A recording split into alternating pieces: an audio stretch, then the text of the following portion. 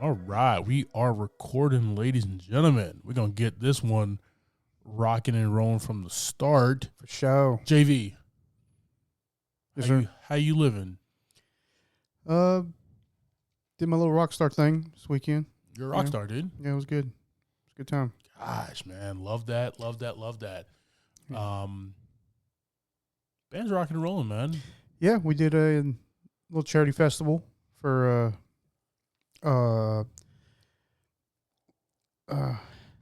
forget exactly what the name of it was. It's a school in Gastonia for children with learning disabilities. So we raised $7,000 for the school.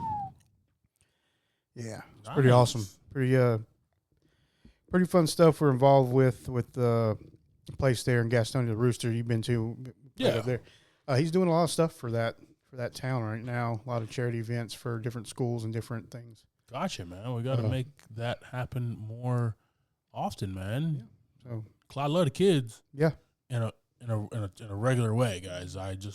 Kids are cool. Yeah, kids are awesome. We're gonna talk about that more when we get into our movie of the week. The weird way. All right. Man, let's go ahead and do it, bro. What's up? Hit us with that movie news. Oh, all right. Let's go. Nobody really cares about me and what's going on with Clyde. We're just trying to hear that fire movie news music, bro. All right, team. Hope everybody's doing well. More or less news. We just kind of want to say goodbye, really. It's about that time, huh? Yeah, there's this great Boys II Men song. Yeah. I've been practicing it for this segment. Go. It's so hard to say goodbye to yesterday. Yeah. Ladies and gentlemen, we are getting to the end of the DCEU. This started back in 2013. Yeah. With Man of Steel. And moved forward with a lot of different movies, and it's coming to the end. Which one of these movies has been your favorite? Well, Man of Steel was... And why is it Birds of Prey, the fantastic administration of one Harley Quinn?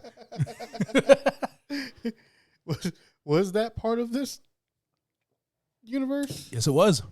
I don't really... I think I did see that movie, but I don't remember it very well. I didn't remember if it was attached to this or not. Because we obviously had Harley Quinn and Margot Robbie in a few different movies, and they were not connected in a weird way. The Suicide Squads. They were. Same character. Okay. Same character, bro. Okay. So let's back up a second here.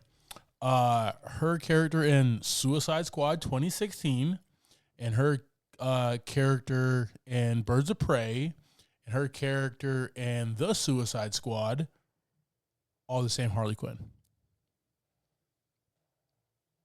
Fact check me, bro. I don't have a explosion button for like a mind explosion. I need an explosion button, damn it, okay, because I'm right. I got you. No, man. So this started off with Man of Steel back in 2013, directed by Zack Snyder, written by David S. Goyer, story by David Goyer and Christopher Nolan. And this was a fantastic start to the DCEU. Yeah, I have to say my favorite was probably the Man of Steel. That was just such a good movie. You like OG movies, though. It's just such a good movie. I mean, but in between that, well, not in between that, but up until like The Flash, the Snyder Cut was my favorite. Snyder Cut was good. I mean, it was just as long as the movie was, it was great. Snyder Cut was really, really good there, man. What I enjoyed was Man of Steel, probably number one. Yeah. I enjoyed Wonder Woman. I enjoyed Aquaman, and I enjoyed the first Shazam. And and the top it off, the Suicide Squad. Oh yeah, the Suicide Squad's good. Like for me, the DCU went 50%. For some reason, I just don't feel that Suicide Squad being a part of the universe. I don't know if it was just because it was such a different, awesome movie. It was a different animal altogether. Yeah, I just don't feel like it was part of the Man of Steel up until all those other movies.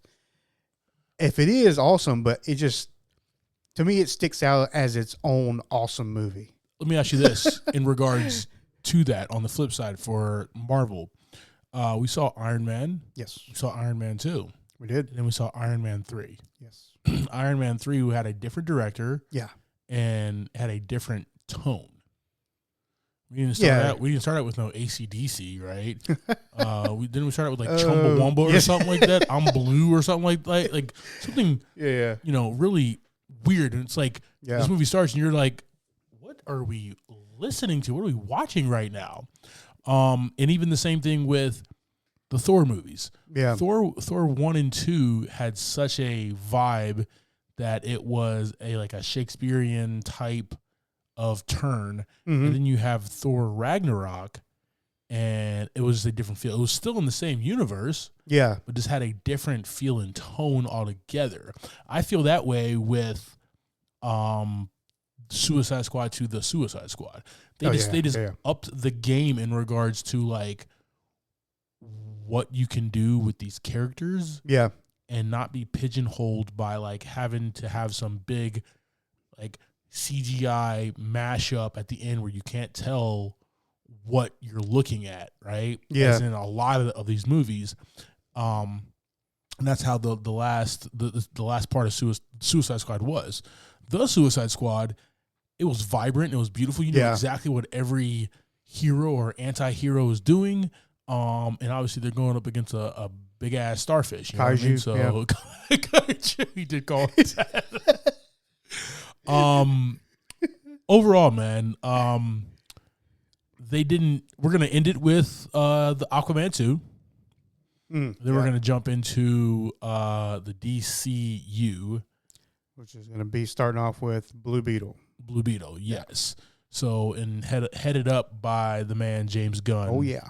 Doing the studio, but overall, man, what are your thoughts about how fast and how fast this started and how quick it ended? Went up and down real quick. Yeah, but kind of went down before this point.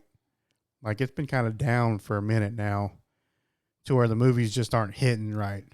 Yeah. But I think it's getting overshadowed by Marvel, which Kevin Feige has been doing awesome job of really putting these things together. Yeah.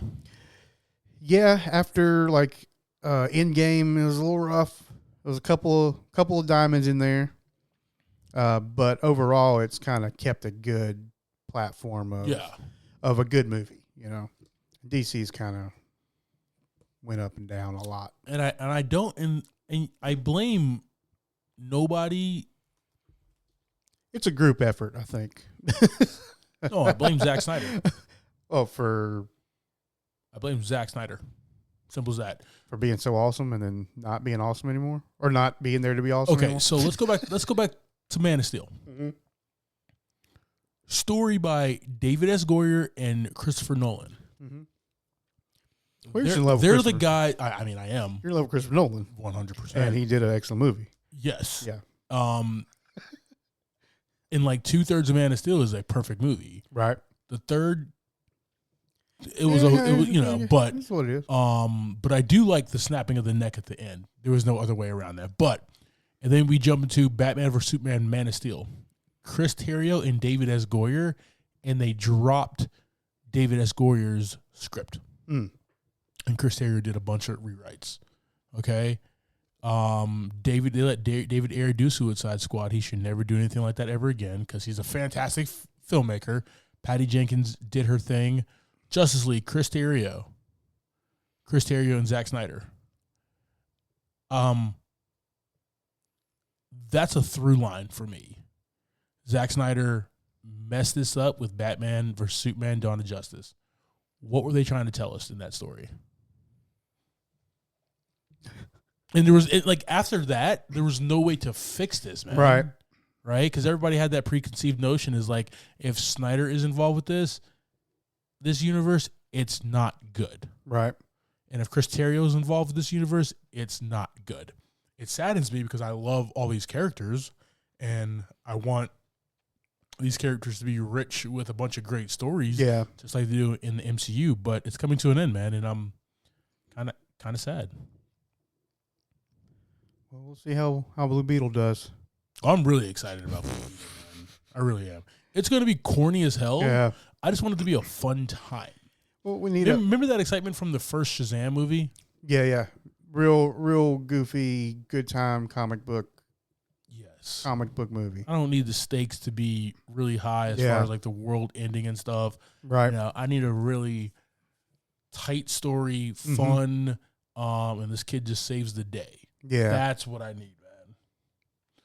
Guys, we say goodbye to the DCEU, and we will rise from the ashes with the start of Blue Beetle for the DCU. So, all right. Really excited about what happens in the future. And, I also want to see like a standalone Batman Beyond movie. And then a standalone Nightwing movie. Yeah, right now we have a Batman Brave and Bold or something like that? Bold and Brave? That's going to be the DCU's Batman. Yeah. But then we have outside of that the Joker movies, and then also the Batman with your boy R. Pats. So, gotcha. Yeah, I got you. What we are going to get, though, which is really cool. Uh-oh. John Constantine movie. Guess who's coming back? Really? John Wick himself, baby. That's the only way you can do it, man. Back from the ashes. Did you like that movie, John Constantine? I did like that movie, John Constantine was a dope film, man. It was a film we didn't think like we needed at the time. It was really ahead of its time. Yeah. And it was really good. Yeah. When he came in with like the cross gun thing, man, just fire. Just fire, man. Team, we're going to throw some information about the DCEU, the DC Extended Universe, on our socials. Let us know what your favorite movie was, who your favorite character out of this franchise is, and once again, why your favorite movie is Birds of Prey and the fabulous emancipation of one Harley Quinn. Yes.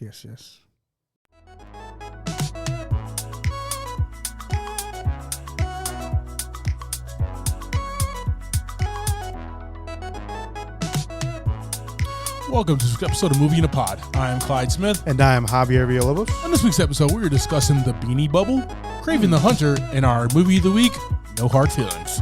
That's right, ladies and gentlemen, J-Law is back.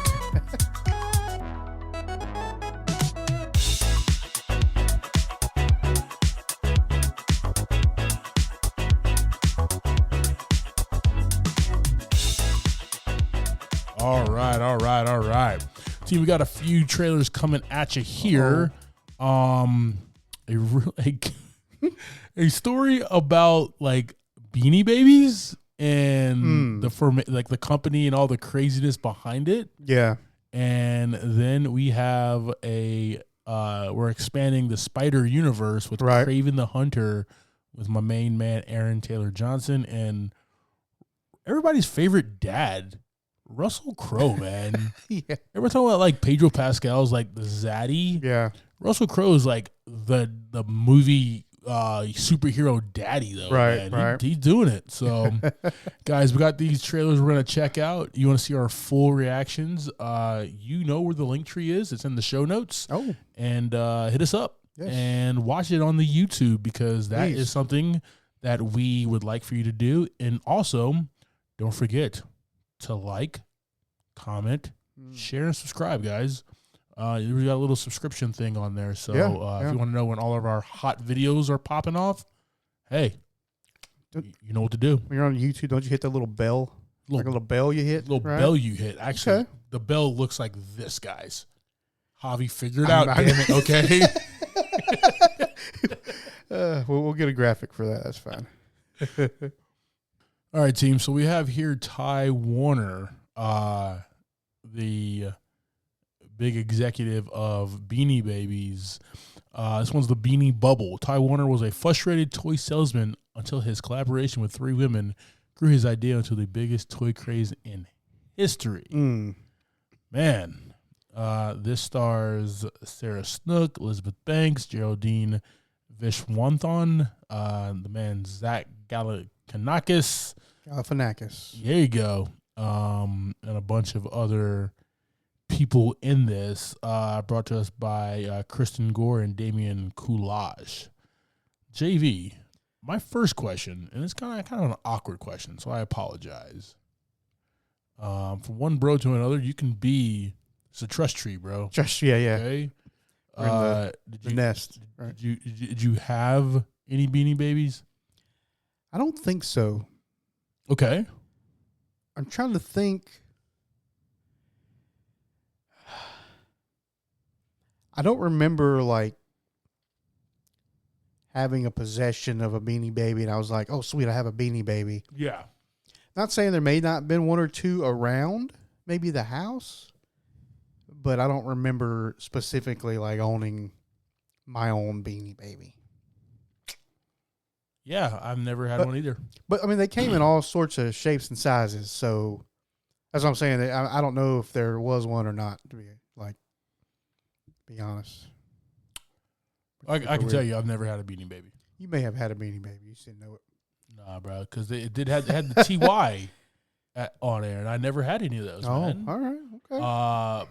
But I remember the craze, and I remember like stories on the news about people with their house full of these things. Yeah, and people fighting and all kinds of violence over these things. Oh, like Christmas time fighting over the last Beanie Baby in the store because their son or daughter are collecting them. Right.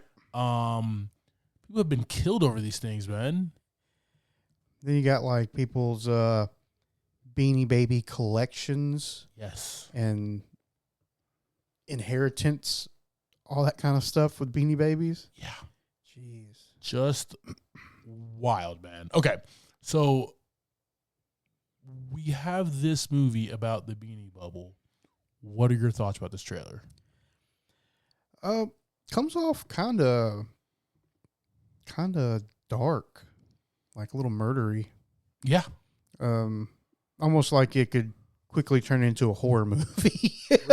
Really quick. Yeah. We got Zach Galifianakis, which is usually he's got that real dry humor behind him, and I feel like he's bringing that to this movie. Just acting out his dialogue in a way that's going to make you laugh. Then we got Elizabeth Banks, who she's done some big movies, but she's also done a lot of small movies as well, a lot of indie stuff, her own things. Oh, yeah. She always brings it as well. But it really is feels like it's going to be a dark story. And it kind of sounds like this is a dark story. Let me ask you this, because you bring up a good point in regards to that. Do you think that The Social Network was a dark story? The movie itself kind of brought a little bit of light to it. Yeah. But at the end of the day, it was a messed up story between friends. Exactly. Yeah. Exactly. But this one doesn't feel like it's bringing a light to the story. It's just going to put it all out there as a messed up situation. That's how people are, man. Yeah. You know, I also want to see, and I do like these true stories that happen and kind of the craziness that unfolds. Your boy Jared Leto did the WeWork miniseries on Hulu. Okay. And then Amanda Seyfried did the one about the girl who made like the blood machine or whatever and basically lied to all the investors it actually was like a fake company because Mm-hmm. the product never worked. She kept on lying because she was so confident. Well, you gotta do what you gotta do. Right? Well, we got to see like the ugly truth behind it, man. I really like stories like this. Yeah. And Zach's gonna bring it. Elizabeth Banks is gonna bring it. So we're gonna get told this in a very funny way. But it just wild how much money this company made off those. If it didn't have TY on it, bro, like cats. Like I remember cats in New York, just like slinging fake Beanie Babies, man. Yeah.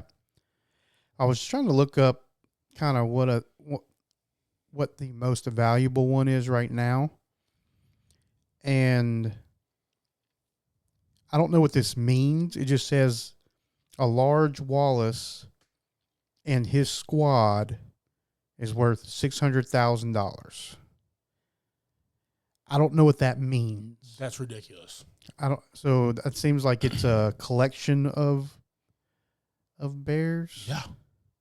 That comes up to 600,000. That's ridiculous. Just wild. Humphrey the camel is $1,200. He can't even stand up. He's like a little. His legs are all sprawled out. He's just like got the beans are in the right spot. You know what I mean? He's just beans inside, no bones, just beans. Gosh, crazy. Just wild, man. Very interesting, guys. We're gonna throw this one on our socials. Javi says he's never had a Beanie Baby that he remembers, but he probably had a whole collection. Just lying to us, guys. Well, I'll find the truth, guys. The truth is out there, okay? The thing is, I remember the TY tag, but I don't have a place where that tag was at other than seeing it everywhere. Yeah, it was everywhere. And, those were some years ago. He's trying to age us right now, guys, okay? I should have kept my Princess the Bear. It's worth $500,000 right now. Really should have, bro. Come on. Hey, guys, we'll throw this on our socials. Let us know your thoughts about this movie. And did you have a Beanie Baby? And if so, what is it? Do you still have it? Yeah. How much was it? Or did you swing it for some college tuition or to make rent that month, man? Which might have put you in a loft in New York, man, forever. I did find a picture of Large Wallace and his squad. Okay. Looks they're about to put out a mixtape is what this picture looks like. We'll throw that on our socials, see if anybody has that, man. The squad. The squad. All right, team. We have Craven the Hunter. Russian immigrant Sergei Kravenov is on a mission to prove that he is the greatest hunter in the world. This stars Aaron Taylor Johnson, Russell Crowe, Ariana DeBose, Alessandro Navoli, Christopher Abbott, and some other people in this movie as well. This is brought to us by J.C. Chandor. Nice. Lay it on us, Javi. Okay, so obviously he gets lion blood in his wound and gets lion powers. Because lions are, South T'Challa became the Black Panther, so same exact thing, man. So is this how we get superpowers now? We just get animal blood in us or get bit by an animal? Yeah. I mean, yeah.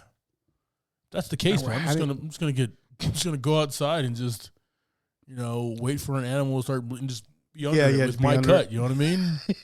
Or do I have to get mauled by it first? I don't know how the science works. I'm not sure. Maybe he had some contaminants under his claws as well. Maybe so. Venom claws. Yeah. Maybe he's not from this this universe, right? And he created a canon event. Who knows? There's a lot going on here. Wow. Yeah, I don't. Action-packed movie. Is it going to be good action? The trailer doesn't really give us if it's going to be good action or not. The action it showed us was very brutal, very gory. I just don't see a very fleshed out story arc with this character in this movie. That's what I'm worried about. Is this storyline of this guy and what he's going to be doing? I hear you. And this is what I'm tired of right here, okay?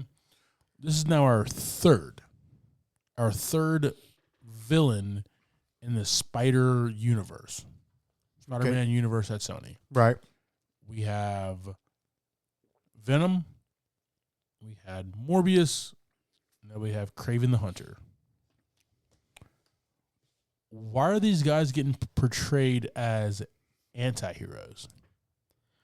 Why can't they just be portrayed as villains? Right. They are villains in the Spider-Man universe, right? Yeah. Venom is the biggest villain that Spider-Man faces. Yeah. And with that, with him and Morbius, they do have a quote-unquote hero story at some point, but before that hits, they're villains, right? They're eating people and stuff like that. That wasn't there long enough. This is what I see, and you are right. You know, Lethal Protector. I know a lot more about Venom than I do Morbius, maybe because Jared Leto sucked at it. But beside the point,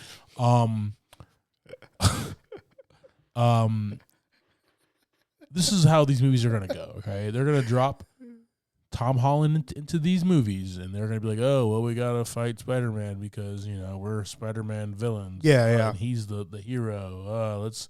Nobody's in New York, but let's go to New York and fight Spider-Man." Anyway. Yeah. Stay out on the Serengeti and do your thing. Stay out there, bro. You know what I mean? You got beautiful around bows right there, man. What you need to go nowhere wildlife, for, man? You're the food chain now. Yeah, man. You eating noses and shit, man. You out there. Yeah, you found something. But like, there's gonna be a movie where he's when a third of the movie is like him versus Kraven the Hunter, and he's just trying to get through social studies class or something like that. And then it's gonna turn around where like they're gonna work together because everybody remembers that Kraven was a good anti-villain hero in his own movie, and just like that's my point. Like they're not gonna let them be villains long enough. Yeah, for it to grow, it's gonna be like, oh yeah, we're cool now. We need to work together and it's going to be sour. It's not going to be fun. Like, yeah, we got, like, Empire Strikes Back. That's the one when the bad guys won. But, like, wouldn't this be a dope movie if we just saw one standalone movie where Darth Vader won? I'm pulling up. Let's write it. Let's make it happen. I'm pulling up day one and, like, going to enjoy that flick, man. Yeah. Let these villains be villains and flesh them out as their villainy. He's not a good guy. Exactly. Yeah, they might have had like a time or two, but overall, this is the rogues gallery of Spider-Man, and I want to see some rogues. Right. Yeah, I agree, man. I'm right there with you.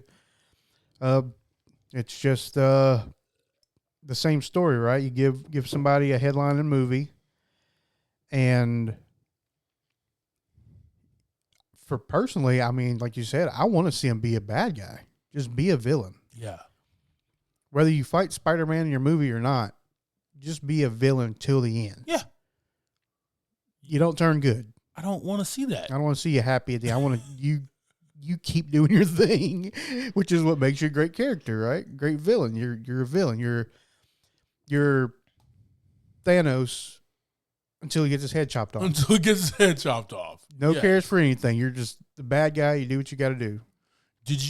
But like we have a movie that showed us how to do it. Yeah. We have the Joker. Joaquin Phoenix, Todd Phillips, the Joker. Like so we have a flawed man who only can do one thing. Understand life by returning to painting his face as a clown and causing havoc and violence. We have the formula. Just got to do it, man. I don't want to see him save the day. I don't want to see Kraven save the day. I never like Kraven the Hunter. Matter of fact, Kraven the Hunter's always been one of my least favorite in the Rogues Gallery, bruh. Put a damn shirt on, bruh. Aaron Taylor Johnson, man. The pecs is just too much just out right now, bruh. You're showing off, all right? You're making the rest of us look bad, Craven. Come on, man. Guys, we're going to throw this on our socials. Obviously, I'm going to be in the theater to see this because... We also got Rhino in this one. Like a actual villain who's going to be a villain against a villain, right? Yeah, trash. Interesting. Trash. Not excited about that. Nothing about that excites you, man. Like, they're supposed to be teammates. Alexi is Get supposed to be the Get together. Yeah, Get stop together. Spider-Man. Yes. Right? What is this? What are we doing? Why are we against each other right now? Your father hired me to take you down, so we're gonna get a 5-minute CGI gray.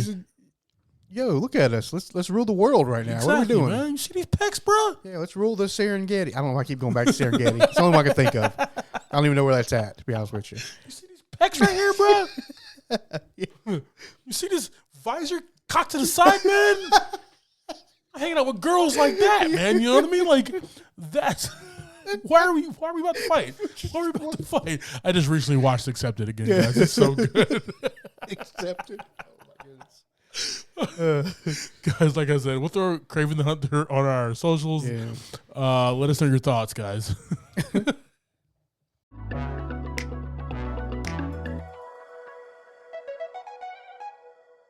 All right, team. So we have our movie of the week. You ready to hop into it, man? Yeah, man. All right, Sounds team. good. So we got No Hard Feelings. This movie just dropped. And I'm going to enjoy talking about this one, man. Yeah, it's a good time. All right.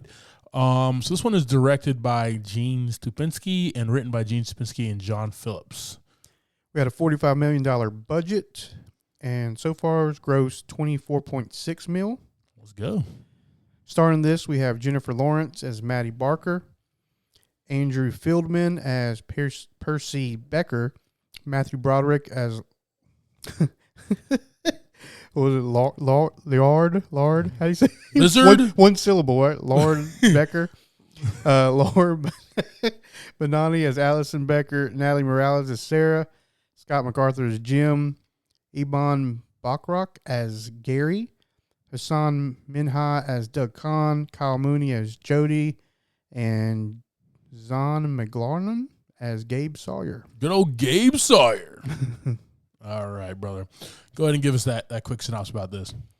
So Maddie Barker is in need of a car so she can continue her Uber driving and keep her bartending job in order to save her home. Her friend shows her an ad to date someone's son in exchange for a Buick Regal. Nice car. Buick Regal, solid. Damn nice car, Solid. bro. 93 Regal, bro. She takes the job and ends up making a new friend after some interesting adventures. Yes. All right, man. So let's start at this top here. Jennifer Lawrence as Maddie Barker. She is for all intents purposes, she is a child with one parent. Mm-hmm. And that's how she grew up in this town of Montauk. And kind of lives her life the way she wants to live her life, man. Yeah. She works at this bar and grill type thing that she gets like during the high season is the summertime and all these rich a-holes that she calls them comes through and wants to spend money and everything. Yachters, yes. Trying to be a yachter one day, man. Yeah, I'm trying to be there too. Myself. Trying to wear visors cocked to the side, bro. Bank checks like that. You know what I mean? Another accepted reference. Actually, the same exact one. Exact same. It's the same one. That's great. So good. Yeah, a good one though. It's the best one in the movie to me, actually, dude. And she also is an Uber driver. That's how she makes her money. We find her, I guess, cheated on her last boyfriend, is what it kind of seems like. I don't really know where they are, or not serious with that guy. It sounded like she just kind of ghosted him. Yes, that's exactly what it like was. they were there. Because he's like, he could have just called me instead of just not calling me. Yes. So he got ghosted. Very true. and she's living at this home by herself, which is a smaller kind of beach house type home, and they're building up all these $1 million homes around her. In Montauk. Hers is kind of staying the same in that area. But she's down on her luck, man. She has some past due bills, and she needs to make her money so she can go ahead and pay the taxes on the house and everything. Oh, yeah. But can't do that without a car that gets repoed literally the first scene. Yeah, no Ubering without a car. No Uber without the car. A little difficult. And I will say this about Jennifer Lawrence, man. You know, she has done some rough and tumble stuff before. I like that this was physical comedy from her. I really enjoyed that, man, right? She, like, the rollerblades, hilarious, right? But not just the rollerblades when she's, like, up the road, like, you know, on the road or whatever, but, like, when she tries to get her car back, that's hilarious, right? Yeah. When she's going up the stairs to the Becker house, right? Just hilarious. That was really this whole movie. Yeah. Was what kind of from everybody was kind of physical comedy. Yeah, and really enjoyed that about her, man. But she's also kind of an asshole in regards to she's not wanting to connect to people, but we find out later why. Yeah. You know, it's a deeper meaning. And what I did enjoy about her character is, like, most of the time when we get these rated R type raunchy type movies, the characters are not as fleshed out as they need to be. Yeah. Like, I like to understand why somebody is the way that they are. That interests me in movies. And you understood exactly why she's the person that she is and the trauma that she faces and the blocks that she's putting up in her life. Yeah, I think what really helped this is the small cast. Yeah. It didn't expand too much, and what they expanded with the like Matthew Broderick and Laura Benanti is a quick storyline. They're involved, but they don't ever really become their own story. Yeah, exactly. You know, they're there, they help in a great way. And then you have her friends as well, which are their own little story. And it all comes back together in the end, but it does a good job of sticking to Maddie and Percy. Yeah, agreed. Yeah. Agreed. Speaking of Percy Becker, Andrew Barth Feldman. Give me your thoughts, Brad. It's an interesting middle name. Yeah, so his story is he's a kid. He sticks to his house. He doesn't do a whole lot. He works at an animal shelter. Goes there, comes home, goes to school. Actually, I don't know if he goes to school there. They're there for the summer or something like that. Yeah, so he's about to go to his freshman year, Princeton. Yeah. So the whole point is this is the guy that she's supposed to be helping get out of his shell. Mm-hmm. But we kind of find out that he doesn't want to be in his shell. Right? It's kind of what I got out of it. Like he's there because his parents kind of keep a real tight leash on him. So, like, as soon as she's like, hey, I just want to go out on a date, he's like, sweet, let's go. Mm-hmm. You know, like, there wasn't a lot of, she didn't have to put in as much effort as she thought she did to get this dude to go out on a date with her. Yeah, yeah. Like, and she didn't have to get, pepper sprayed in her front yard. Like I said, the physical comedy was on point in this movie, man. I think he did a good job of kind of taking this guy out of his shell real slow throughout the movie, and then really, like, becoming someone who was just like, this is the way I want it. Yeah. So either you're with that or you're not, which was cool. I liked him, man. He was a guy who is a bit of a romantic. Right. Right? Like, he definitely wants to get some action. He wants to be good with girls. We all don't know how to kind of navigate that world. Yeah. And because he was so sheltered as a child, his parents want him to be dated and dated hard, Yeah. Yeah. Date him real hard. Yeah. But like you're fighting against Matthew Broderick and the Beckers, Laird and Allison, are fighting against the fact that their son doesn't just want to hook up with anybody. Yeah. Yes, Maddie's gorgeous. Yes, Maddie's incredibly like sexy, but I like the fact that they kept him as a romantic, and he wants to have a connection with the person that he hooks up with. Yeah. I appreciated that, and that's what she was fighting against the entire movie with this kid.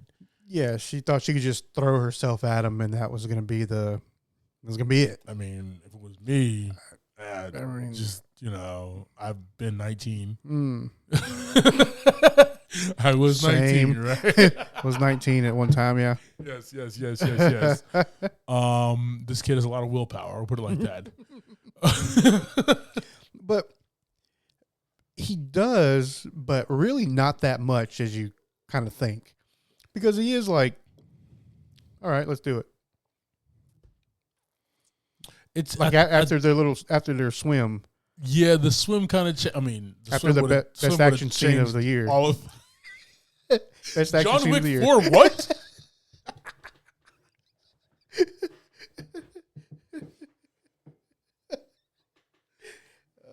Guys, we're getting Mission Impossible Dead Reckoning Part 1, okay? The action and no hard feelings. It's so much better, guys, okay? So much better than any really part good. of that movie. Okay? It was really good. Yeah. And I think she's taller than Tom Cruise too. I mean, a lot of people are. Yes. You're not, but a lot of people are though. Oh man. But yeah, I love Percy, and he's the heart and soul of the movie. And it's basically it's Maddie's story, but we're seeing the heart and soul and everything through Percy. Yeah. I also love his piano rendition of Maneater. Yeah. I just thought that was like awesome, clever. And like, they talk about it at the bar at first. Yeah. And she's like, it's not what the song is about at all, but whatever. And I'm thinking, all right, that joke is done. Yeah. But the fact that it came back like in such a very classy way. Yeah. Man, I really enjoy good writing, and that is good writing, man. A callback. All right, so we got Laird Becker and Allison Becker here, and these are two rich white people who have a lot of money that are living in Montauk. Yes. For the summer, because that's what the rich do. Yeah. On their yachts and stuff like that. Take their yacht to their summer house. Obviously, duh. Yeah. And they're really helicopter parents where they have done so much for their kid and not really allowed him to breathe and live his own life. Now, Percy says it himself. There's things that has happened that he's been embarrassed about, or fights that have gone or got beaten up where like that have occurred. So obviously, naturally, parents are going to step in and try to take care of their kid the best of their ability there. Understandable, but maybe with that or even before that, they've been like these helicopter, let me help you, let me do this, let me take care of this parents. And that's going to make a kid very, not understanding on how the real world works. Yeah. I had my freshman roommate in college. He was like that.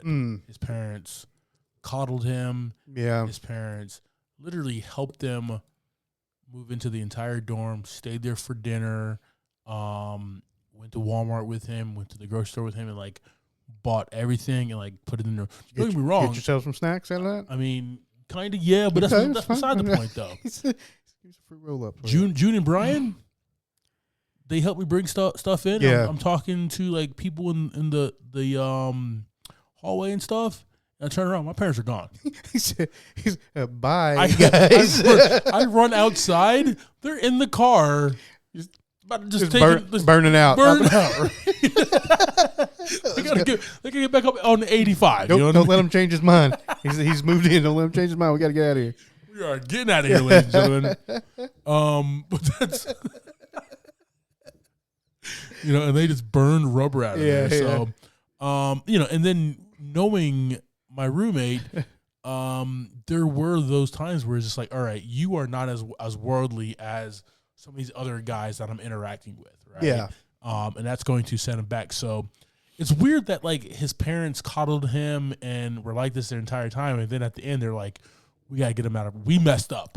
Yeah. Right. Yeah. That internal. We probably did this a little too much, and now he's like this, and this is kind of our fault. So we gotta have a course correction, and we have a summer. Yeah, we got a Buick Regal. we're gonna entice a pretty girl with a Buick Regal. I love that they really wanted a prostitute, though. Mm-hmm. I was like, yo, that is wild, mom and dad. Yeah, they just needed her to do some work. Yep.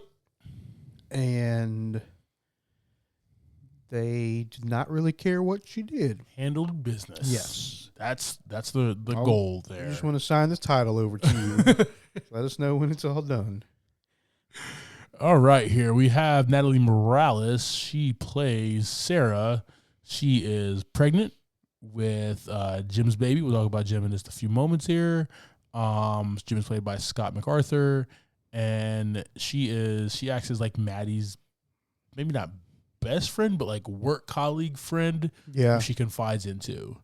And with that, she gets she sees the ad. And Sarah and Jim are like, yeah, F it, do it, whatever. You need to make money. Let's make it happen.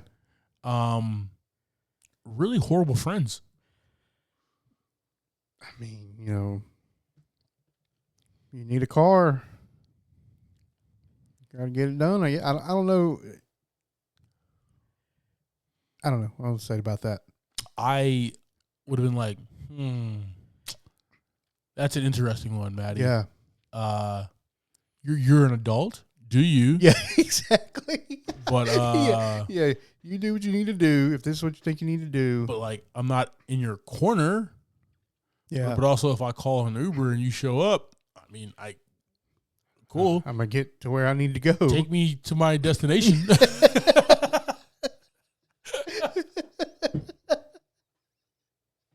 Exactly. Like we're not going to force you to do this, but I need a ride home.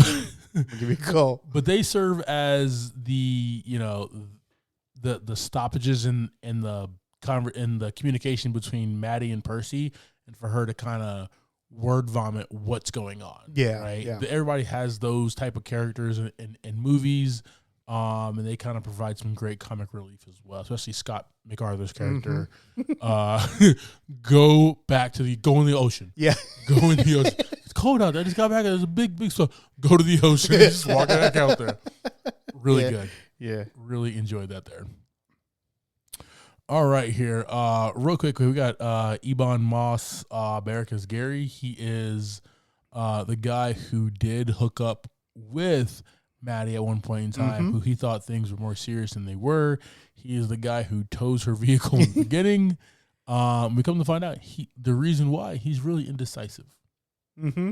I love that. I love that. Like, she says that, and then we see like 2 scenes later, he is extremely indecisive. Yeah, we just kind of order some. Yeah, and like the barista's like, "Oh my God, what do you want? Hurry up!" Yeah. Gosh, wow. I really enjoyed that there. Hassan Minhaj, Doug Kahn.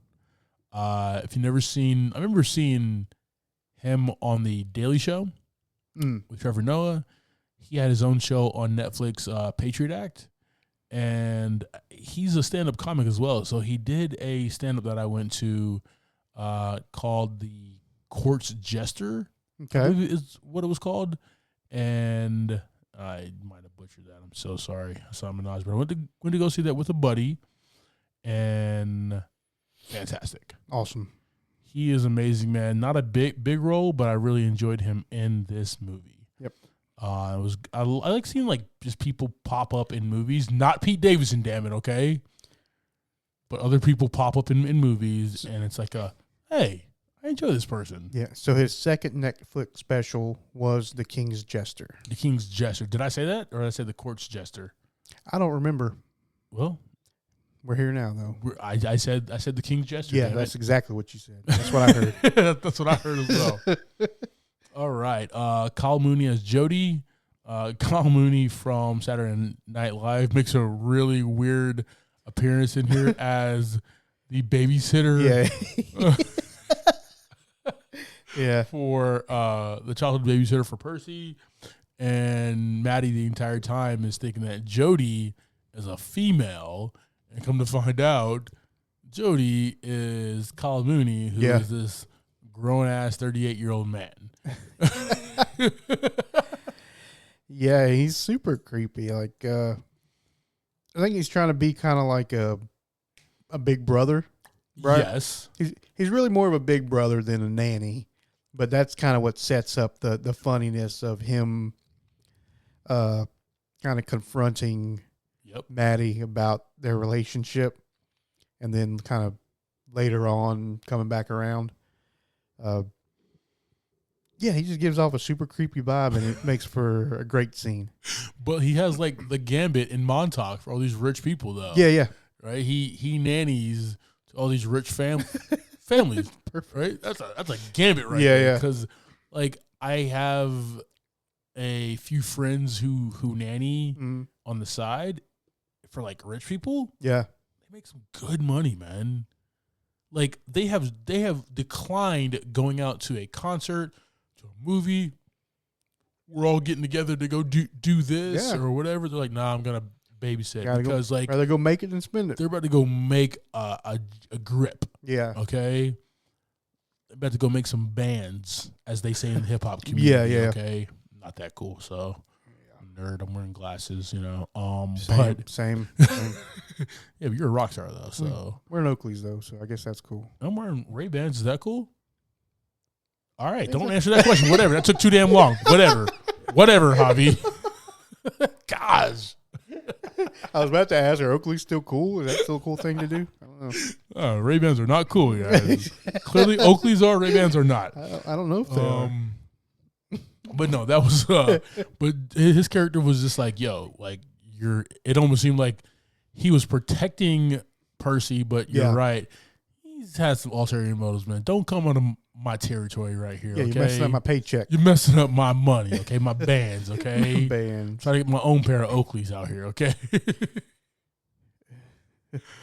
All right, and then real quick, man. Got Zane McLaren as Gabe Sawyer, and he is the attorney who gets real quick. We see him in two scenes, but he's the attorney that gets Maddie out of jail because she does try to steal her car. Yeah. And then they're smoking weed later. So that was really cool to kind of see him there. It was like, yo, you served that. You seem like you served as a really like hang loose attorney. Shirt was untucked, no tie. Actually, it was like a polo that was untucked. Yeah. And then we see you a few scenes later, and you're just smoking weed on the beach, hanging out. Maddie and her friends. So yeah, very cool. All right, man. Let's talk about this, man. The city, the style, and the music of this movie. What are your thoughts? There was definitely a lot of beautiful areas, beautiful set pieces. Percy's house, nice big house. Oh yeah, gorgeous rich people house. Maddie's house is beautiful in its own way, a cozy beach house. Exactly, that old school style. Yeah, it looked really nice, real cozy. We just get the beach several times. See the beach. We see when she's working at a bar. You're on the marina. Yeah, that's cool. There really wasn't very many ugly scenes. Everywhere was, because you're in a beach setting, so everywhere is pretty nice looking. Beach towns are fun, man. This reminded me a lot of the look and feel of American Pie 2 when they kind of go to the Great Lakes beach or whatever. Yeah. And they're kind of bouncing around there. I thought that was really dope, man. Yeah. I thought that was really, really cool. And it kind of got us into that summer mood, right? Yeah. It's hot, it's sunny. I want to be at the beach. I want to play some volleyball. Yeah, right? so it was beautiful, clear weather. I want to rock the visor to the side and stuff Yeah, like yeah. that. You know what I mean? Just have a good time. I really enjoyed also the pace of this movie as well. It's something that like we don't talk about often, but like there's a couple ways that screenwriters and directors do movies where they stop and they let the characters just be funny for several minutes. Yeah. And then they continue on with the story. Okay. Right? But this one, every comedy bit made sense and drove the story farther and farther and farther, right? She's legit like twerking at one point with him. Yeah. Right? And then like gets on him like in lap dance formation or whatever, because that's a thing. Lap dance formation. I just patent pending, guys. And he's like, "You're a little heavy." Yeah. What guy says that? Right? She's trying to seduce this kid, and he's digging it a little bit. You know what I mean? But then he's just like, "You're a little heavy." She's like, "Fine, you're gonna get on top of me then." You know what I mean? Like, when she's like, hit my butt, hit my butt, and then he kicks her over. But she doesn't stop. She stays in it. Stays in it, man. She has a goal in mind, and she's gonna do whatever the hell it takes to do it, man. So that's what I like, man. Like the comedy bits move the story farther along, and little by little, you're getting these onion peels, to understand these characters a lot more through everything, right? Yeah. And then they have those serious moments that come out of the comedy that makes sense. Yep. And Agreed. I really enjoyed that about this movie, man. But it's cool. You references back to like American Pie, which was kind of like this movie. Kind of raunchy, but I mean, American Pie was more raunchy, but it was still kind of that setting of we're young and we're trying to figure this stuff out. Yes. But like I said, it was a lot more raunchy than this one. Definitely. But in the same type of era of, hey, we're figuring it out. Let's let's have fun. Let's make some mistakes, and we'll move on. We'll go back to school and we'll try it again. Definitely, man. It's a coming of age story. Yeah, and I really enjoy these a lot. This was fun. This was a good time. Definitely, man. All right. Let's go ahead and jump into a theme here. All right, man. The theme for No Hard Feelings is grow the F up, man. Yeah. Like, for both characters, right, Maddie, you're not held back by the things that have happened in your life there, right? Right. Your mother is gone. You're not tied down to this town. You're not enjoying life in this town. You're just doing this because of the memory of like your mom. Right. Also, so go out and be your own woman. Yeah. And I mean, a little bit too was her dad. Oh yeah. Yep. You know, it was kind of both of them. I mean, he wasn't around. Well, he was around, but with a different family. Right. So she's kind of Rolling Stone. Yeah, she's kind of holding on to that, and I guess kind of like Percy says, if I'm mistaken, he said something about trying to hold on to that memory and hoping he comes back or whatever as far as the dad's concerned. So yeah, just kind of let some stuff go. Definitely there. Yeah. Definitely. And then Percy also grow the F up.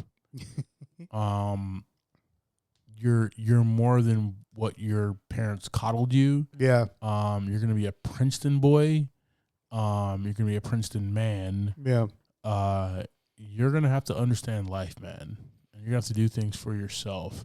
And this was a story about them both using each other. And I use the term using, right? That could be a negative connotation or a positive connotation, right? And I use this as a good connotation for them both to grow up. Right. To the point where they need to move forward in life. And that's what I really loved about this movie, man.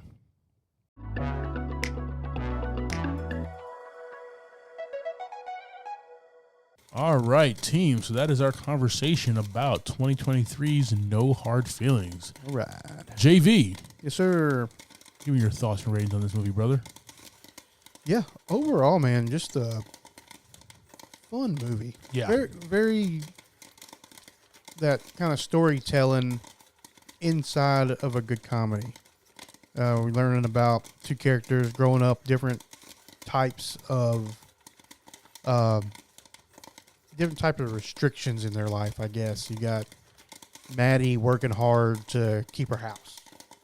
And you got Percy, just trying to figure out how to grow up a little bit.